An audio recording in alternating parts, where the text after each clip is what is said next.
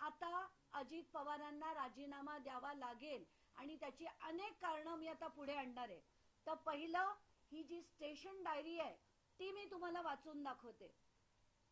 GD तारीख 16/6/2025 दुपारी 4:28 ही general diary मध्ये नोंद आहे। ती नोंद काय आहे की उपरोक्त विषयान्वये सविनय सादर की आज रोजी आम्ही मुंढवा पोलीस चौकी येथे कर्तव्यावर हजर असताना दुपारी 1 वाजताच्या सुमारास आम्हाला मुंढवा पोलीस स्टेशन पुणे शहर यांनी कळवले की ॲडव्होकेट तृप्ती ठाकूर यांनी फोनद्वारे आमच्या सिक्युरिटी लोकांना बोटॅनिकल गार्डन मध्ये आत येऊ देत नाही, तरी पोलीस मदत पाठवा अशी माहिती कळवल्याने पोलीस यांच्या आदेशाने आम्ही स्वतः पोलीस उपनिरीक्षक मुंडे असे पोलीस स्टाफ सह सदर ठिकाणी गेलो असता बोटॅनिकल गार्डनचे इंचार्ज बाळासाहेब पांडुरंग कदम वय वर्ष 57, वनस्पती सहाय्यक, भारतीय वनस्पती सर्वेक्षण विभाग, भारत सरकार, तसेच विरोधक महेश पद्मश्री पुजारी वय वर्ष 42 व field officer security services, safe security services. आता हे सेफ सिक्युरिटी सर्व्हिसेसला विचारलं पाहिजे की त्यांना हे कॉन्ट्रॅक्ट कोणी दिलं होतं, हे बाउन्सर ठेवण्याचं आणि सो कॉल्ड सिक्युरिटी ठेवण्याची। तर त्यांना यांचे 4 सिक्युरिटी गार्ड तिथे हजर होते। सेल्फ सिक्युरिटी सर्व्हिस कंपनीच्या लोकांना तिथे येण्याचे कारण विचारले असता त्यांनी सांगितलं की सदरचे मूळ मालक हे उमेश मोरे यांनी आम्हास सिक्युरिटी गार्ड म्हणून नेमले आहे असे म्हणून त्यांच्याकडचं पत्र दाखवले,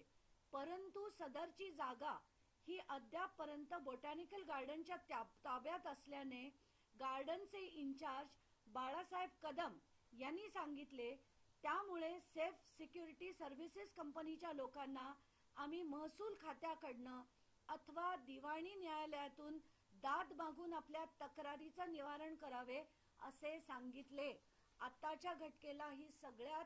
मोठी आणि शॉकिंग गोष्ट आहे की अमेडियाच्या लोकांनी जो व्यवहार केला, त्या व्यवहार केल्यानंतर त्यांचे जे वकील आहेत ते पोलिसांना फोन करतात, पोलीस फौज पाठवा म्हणून सांगतात, जागा आम्हाला खाली करू नवी असं सांगतात, उलट त्यांच्यावर ट्रेसपासिंगचा गुन्हा दाखल करा असं सांगितलं जातं। आणि मला आता सगळ्यात मोठी मागणी करायची आहे की हे सगळं होत असताना दुपारी 1 ते संध्याकाळी 4:30 पार्थ अजित पवार यांचा टावर लोकेशन काढण्याची मी मागणी करतेय। ते टावर लोकेशन मागण्याची मागणी मी का करतेय त्याचं मला रिझन माहितीये की पार्थ पवार ते त्या घटकेला कुठे होते हे त्याच्यातनं त्याचा मोठा उलगडा होईल आणि पार्थ पवार यांच्या सीडीआर वरनं तात्काळ त्यांचा सीडीआर मागवावा, त्याच्यात ते जे कोड येतं त्याच्यावरनं 2.5 किलोमीटरच्या पेरिफेरीमध्ये पार्थ पवार कुठे होते याचा देखील शोध लागेल, ही माणसं कोण होती याचा देखील शोध लागेल आणि आतापर्यंत